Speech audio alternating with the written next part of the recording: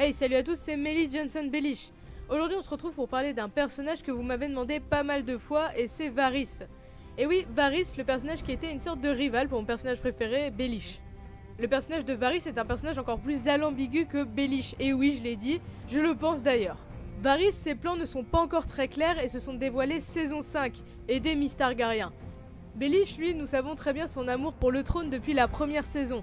C'est un personnage encore plus difficile à cerner que Littlefinger, donc c'est parti pour la première théorie. Donc théorie numéro 1, Varys Targaryen. Vous connaissez tous, je pense, l'attrait que Varys a pour les Targaryens. Il veut en voir un sur le trône et c'est pour ça qu'il aide Daenerys. Après vous me direz que tout cela peut s'avérer être un mensonge. Mais faisons comme si ce n'en était pas un. Pourquoi Varys tient à avoir un Targaryen sur le trône ? Pour le bien du royaume, oui c'est une raison, surtout que pour beaucoup, sans Targaryen sur le trône, le royaume part en vrille. Mais si c'était plus que cela, et oui, et si Varys était lui-même un Targaryen. En avant pour les explications, et si Varys était le petit-fils d'Aerion Targaryen, oui, Aerion, la lumière qui a décidé de boire du feu grégeois et en est mort. Pour ceux qui ne savent pas, ce personnage a été exilé à Lys par son père Maekar en 208, et qui est justement né à Lys, Varys. Aerion est mort en 232 en buvant donc le feu grégeois, pensant que cela pourrait le transformer en dragon. Notez qu'il croyait être un dragon coincé dans un corps d'humain, la folie des Targaryens ne remonte pas au roi fou. En 233, le roi Maekar meurt, Aerion étant mort, il leur faut trouver un nouvel héritier. Ce dernier avait laissé un fils en bas âge, un bâtard, mais on ne lui offrit pas la couronne.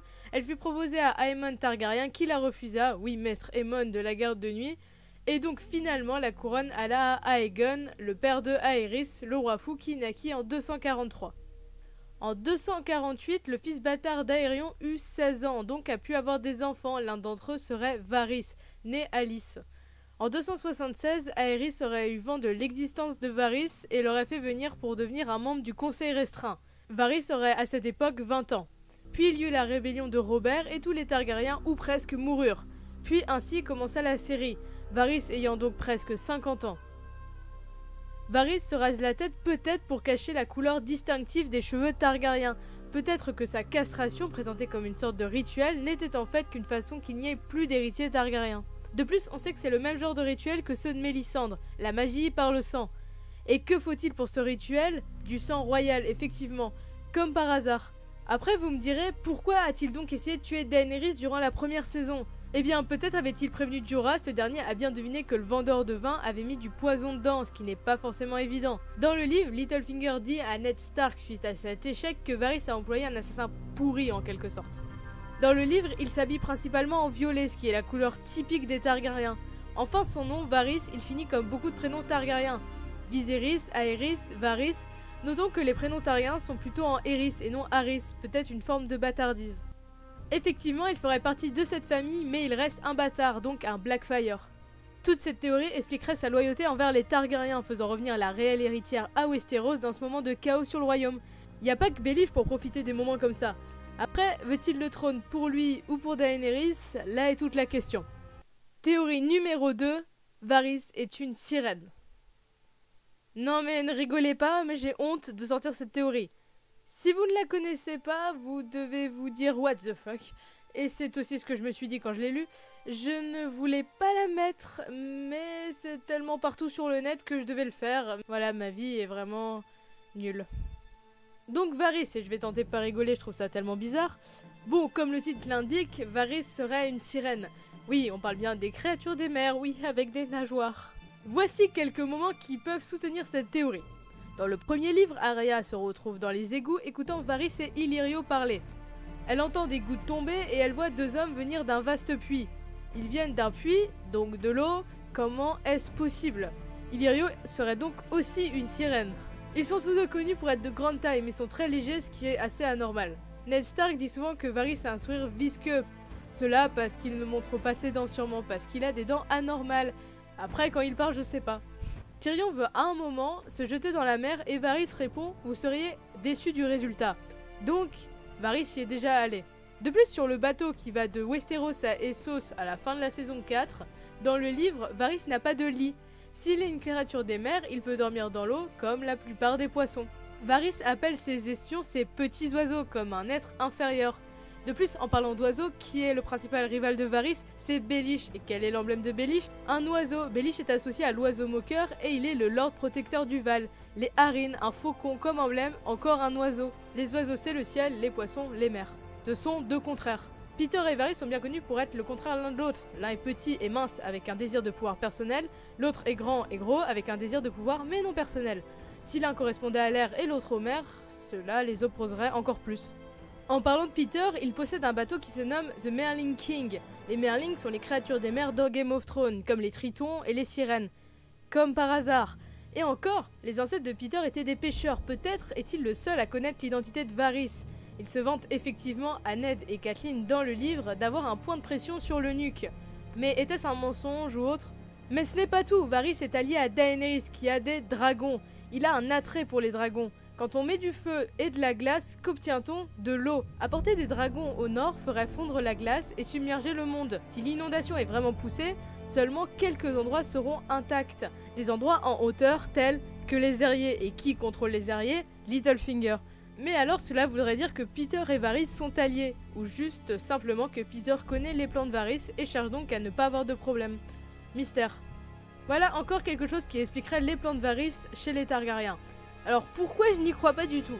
Eh bien au-delà du fait que d'imaginer Varys avec des nageoires me provoque un fou rire, c'est surtout que cela ne pourrait pas se produire dans la série, c'est clair. Il y a quelques théories que je trouve parfois qui pourraient être exploitées uniquement dans le livre, pas dans la série.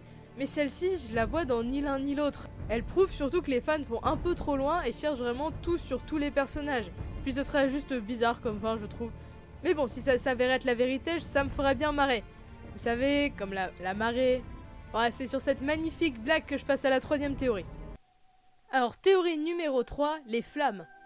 Il existe plusieurs théories à ce propos. Quand Varys n'était qu'un enfant, vous le savez tous, il s'est fait couper les parties. Il rajoute qu'un magicien les a jetés dans un feu et selon lui, le feu aurait parlé. Mais qu'aurait dit ce feu? Varys ne sait pas lui-même, en tout cas c'est ce qu'il dit. Le magicien voulait lui dire mais le maître des chuchoteurs était assez mécontent, il ne lui a donc pas dit. On a bien vu que la prêtresse rouge dans l'épisode The Door le savait. Mais est-ce que nous le saurons un jour? En tout cas, plusieurs théories s'opposent et je vais donc les énoncer. Pas mal de gens pensent que c'est tout simplement la voix de Rhaelor, le dieu de la lumière, mais on ne sait pas trop ce qu'il lui dit. La deuxième théorie est que ce serait la voix de Bran Stark, le prévenant de quelque chose.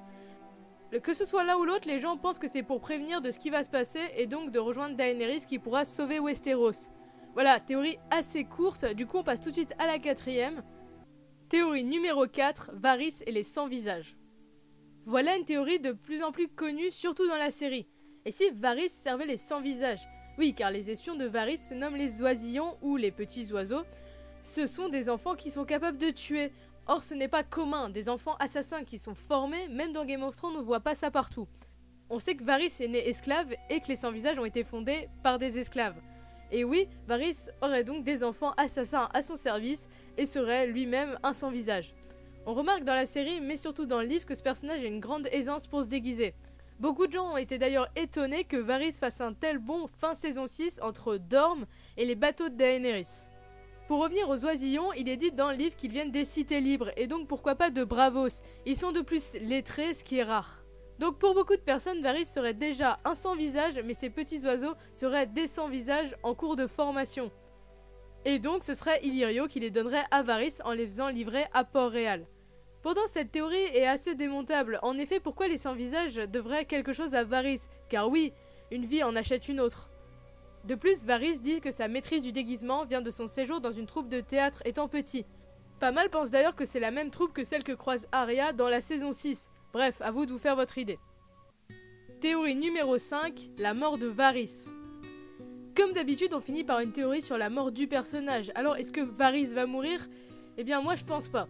Il est un des rares personnages que je ne vois pas mourir. J'imagine différentes morts, mais aucune ne correspond au personnage, et donc je pense qu'il va survivre jusqu'à la fin, et peut-être devenir conseiller du nouveau roi ou reine des 7 couronnes.